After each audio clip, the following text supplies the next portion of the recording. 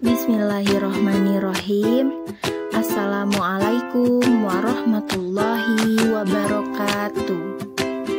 Halo, perkenalkan, nama saya Syifa Fauziah, mahasiswi UIN Syarif Hidayatullah Jakarta dengan NIM 117, program studi PGMI, oleh dosen pengampu Ibu Dr. Fidrayani MPD MPSI. Jadi, di sini saya akan menjelaskan tentang strategi KWL Charge. Teman-teman, sudah ada yang tahu belum tentang strategi KWL Charge ini? Jadi, apa itu strategi KWL Charge? Strategi KWL atau Know, Want to Know, dan Learn It merupakan salah satu strategi membaca yang cukup efektif dalam meningkatkan kemampuan membaca pemahaman siswa. Jadi, pada proses pelaksanaannya ini, strategi KWL berisi tahapan-tahapan pra-membaca, selama membaca, dan pasca membaca yang dapat membantu pembaca dalam memahami suatu bacaan secara mendalam. Dan siapakah yang menciptakan strategi KWL Charge ini? Jadi, strategi Know, Want to Know, dan Learn It ini dikenalkan oleh Gunnar M. Ogle pada tahun 1986. Apa itu teori dasar KWL Charge? Jadi, teori dasar KWL Charge ini ialah strategi KWL atau strategi Know, Want to Know, dan Learn It adalah strategi membaca yang menggunakan pertanyaan untuk mengaktifkan pengetahuan awal, memahami metakognisi, dan menulis untuk belajar. Menurut Lenski, dalam Riswanto pada tahun 2004, strategi KWL membantu anak-anak menjadi pembaca yang baik dengan mengajak mereka untuk melakukan banyak hal yang dilakukan oleh pembaca yang baik. Selanjutnya, apa saja sintaksis KWL Charge? Sintaksis KWL Charge yaitu ada 3.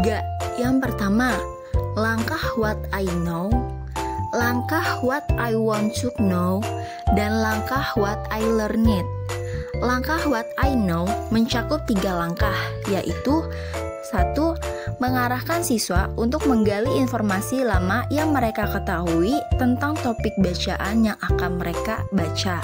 Dan yang kedua, siswa mencatat topik yang akan dibaca. Yang ketiga, guru mengatur diskusi tentang ide-ide yang diajukan oleh siswa. Sedangkan langkah what I want to know mencakup 2 langkah, yaitu 1.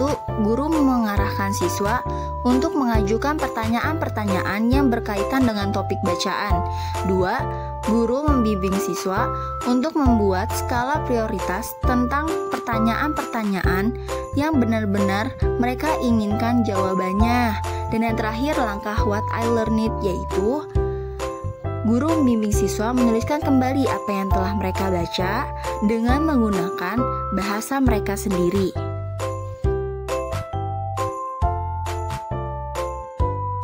Penggunaan KWL Charge dalam mata pelajaran.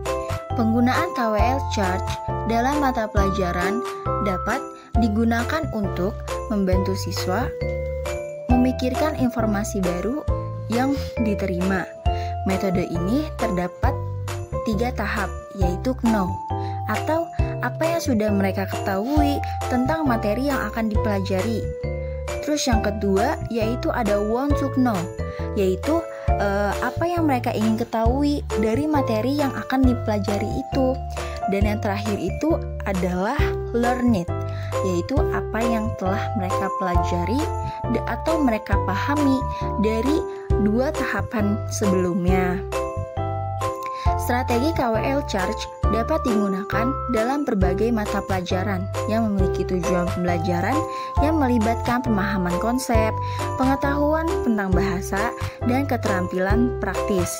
Contohnya seperti mata pelajaran Bahasa Indonesia, IPS, IPA, atau mata pelajaran yang lainnya yang dapat menggunakan metode seperti KWL Charge.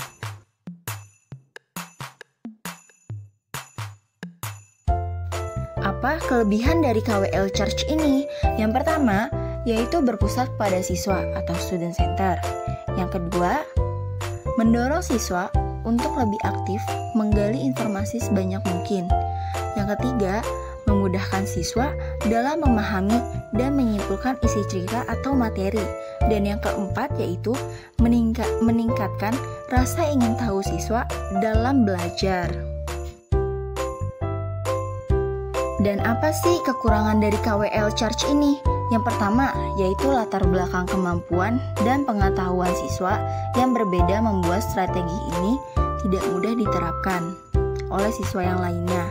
Yang kedua, siswa perlu memiliki sumber yang banyak mengenai materi yang diberikan atau yang akan dipelajari. Yang ketiga, kurang tepat untuk diterapkan di kelas rendah. Dan yang terakhir, yaitu strategi ini membutuhkan waktu yang lama. Penggunaan KWL Charge di berbagai negara. Jadi, strategi KWL Charge dapat digunakan di berbagai negara, termasuk Indonesia, Amerika Serikat, dan negara-negara lainnya. Bagan KWL adalah alat serbaguna yang dapat digunakan dalam berbagai mata pelajaran dan tingkat kelas. Ini umumnya digunakan dalam seni bahasa, sejarah, dan IPS untuk siswa kelas 6 sampai kelas 12. Kesimpulan. Jadi kesimpulan dari materi yang sebelumnya saya sudah paparkan yaitu strategi KWL ialah strategi membaca yang menggunakan pertanyaan untuk mengaktifkan pengetahuan awal, memahami metakognisi, dan menulis untuk belajar.